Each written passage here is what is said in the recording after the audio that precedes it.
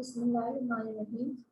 I start with the prayer that my Lord spend from me my heart and ease from me my task and untie the knot from my tongue that they may understand my speech.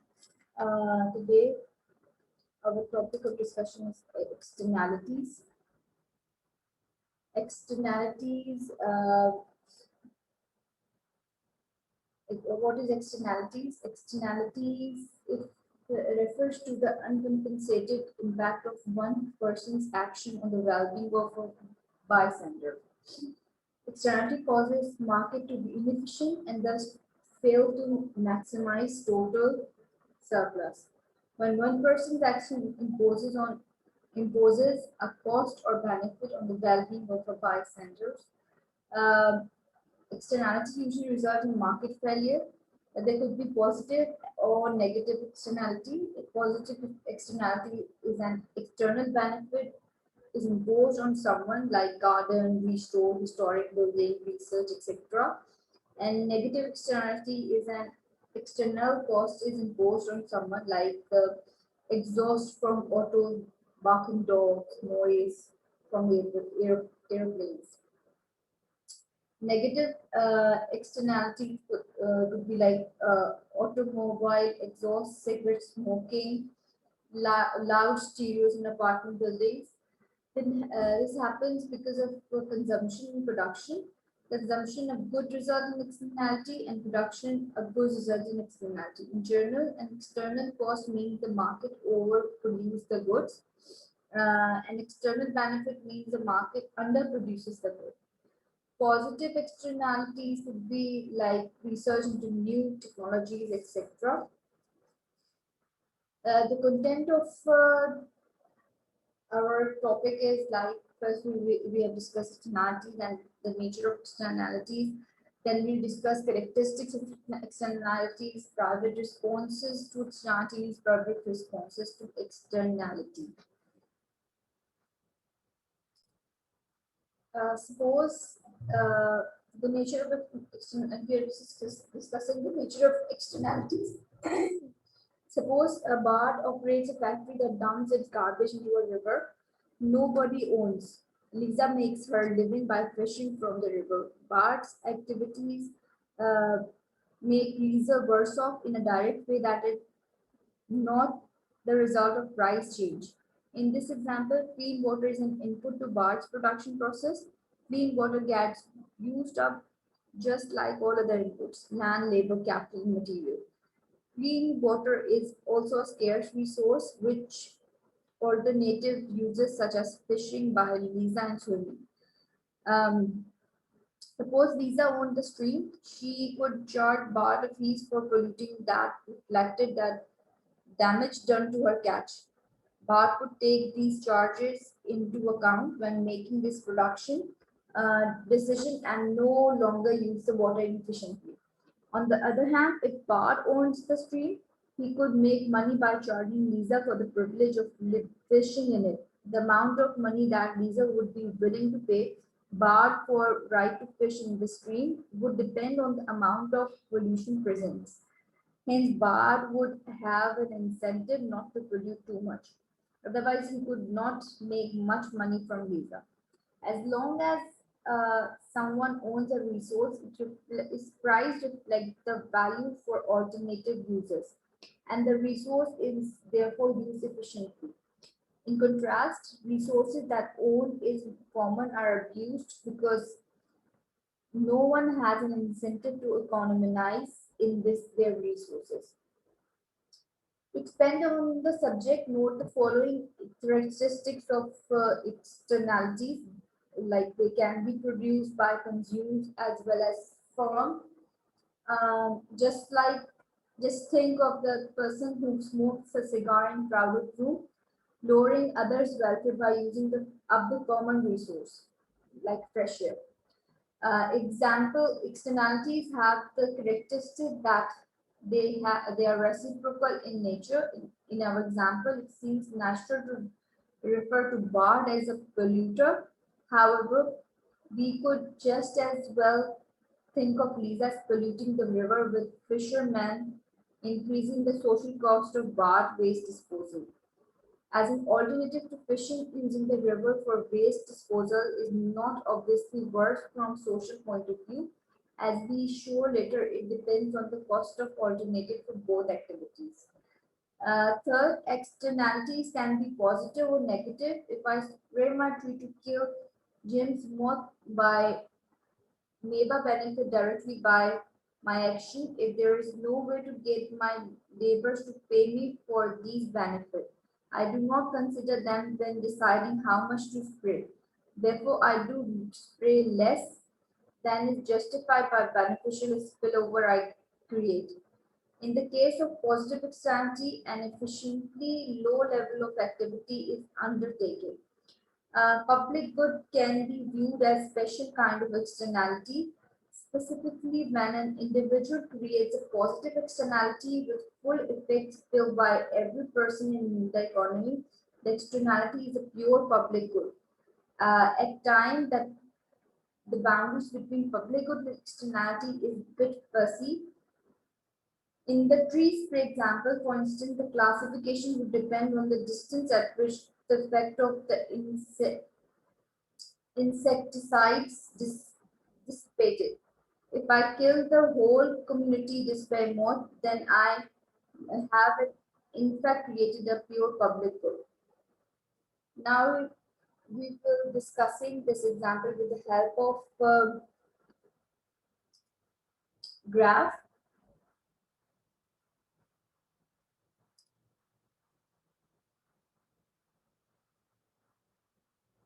Considering the horizontal axis measures the amount of output produced by barge factory and the vertical axis measures dollar. The curve labeled MB indicates the marginal benefit to barge of each level of output. It is assumed to decline as output increases. If the barge consumes all the output of his factory, then the declining MB reflects the diminishing marginal utility of the output. If barge sells his output in a competitive market, MB is constant at market price. Now, it's associated with some, each level of output is some marginal private cost,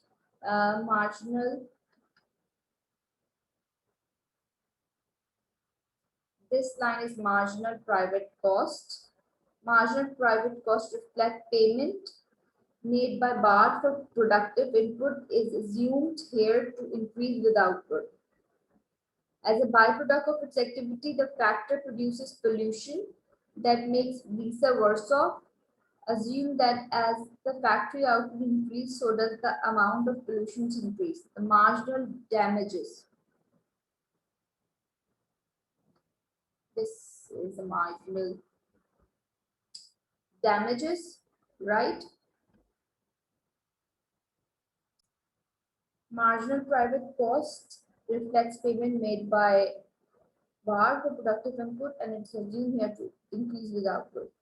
As a byproduct of its activity, the factor produces pollution that makes vice versa. Assume that as the factory output increases, so does the amount of pollution it creates. The marginal damage inflicted on NISA by the pollution at level of output denoted by MD.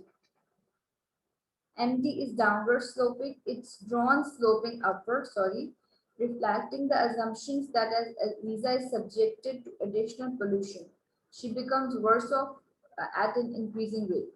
If Bart's is interested in maximizing profit, how much output does he produce? So Bart's produces each unit of output for which the marginal benefit to him exceeds the marginal cost to him. In this figure, he produces all the level of output for which MPP is greater. Let me write it somewhere. Marginal benefit exceed marginal private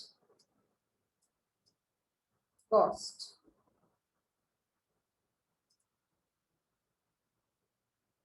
but does not produce where MB exceeds MP's marginal benefit. He produces up to the output at which MP intersects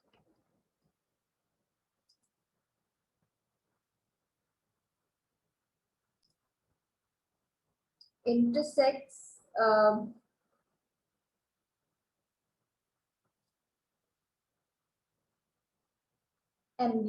at quantity, right? Q1. From society point of view, production should occur as long as the marginal benefit to society exceeds the marginal cost to society. The marginal cost to society has two components. First are the input purchased by power, the values reflected by MPC. Second is the marginal damage done to Lisa as reflected in MD. Hence, marginal social cost is MPC plus MD. Graphically, the marginal cost schedule is found by adding together the height of MP, C, and MD at each level of input. It is depicted as MPC. MSC. Note that by construction, the vertical distance between MSC, marginal social cost, and marginal private benefit is marginal damage, because marginal social cost is equals to marginal private cost plus marginal damages. It follows that, let me write it down somewhere. MSC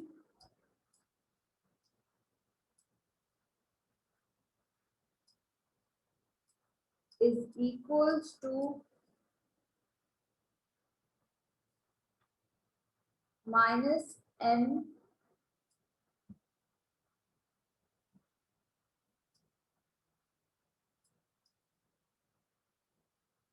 P C is equals to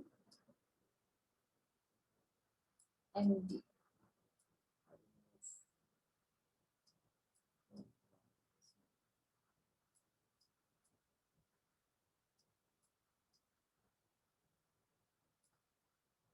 Right?